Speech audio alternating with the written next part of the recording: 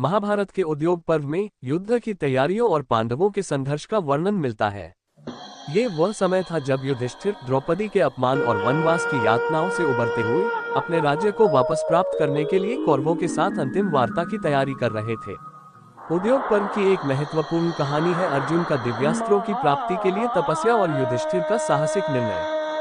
कहानी की शुरुआत होती है उस समय से जब वनवास के दौरान युधिष्ठिर और उनके भाई शांत और चिंतनशील होते हुए भविष्य की योजना बना रहे थे। द्रौपदी के अपमान और अपने राज्य के खोने के बाद युधिष्ठिर ने यह निश्चय किया था कि केवल युद्ध ही उनके राज्य की पुनः प्राप्ति का एकमात्र मार्ग है। परंतु युधिष्ठिर युद्ध में विजयी होने के लिए पर्याप्त शक्ति प्राप्त करना चाहते थे।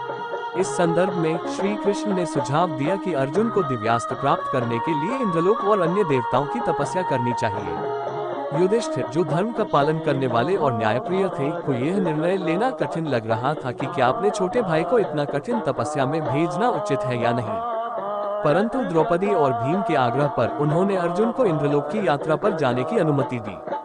अर्जुन ने कठोर तपस्या की और इंद्र, शिव और अन्य देवताओं से दिव्यास्त्र प्राप्त किए। इस दौरान युधिष्ठिर ने भी धर्म और नीति के सिद्धांतों का पालन करते हुए अपनी सेना को सुदृढ़ करने की प्रक्रिया प्रारंभ की। उन्होंने कौरवों को अंतिम बार शांति का प्रस्ताव भेजा, लेकिन दुर्योधन के अभिमान और लालच ने इसे अस्वीकार कर दिया।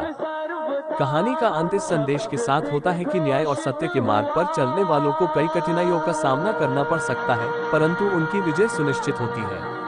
युधिष्ठिर के धैर्य, अर्जुन की तपस्या और पांडवों के साहस ने महाभारत के युद्ध की पृष्ठभूमि तैयार की। उद्योग पर्व में ये संघर्ष और तैयारियां एक महत्वपूर्ण मोड़ का संकेत देती हैं, जो आगे चलकर धर्मयुद्ध में परिवर्तित होती हैं।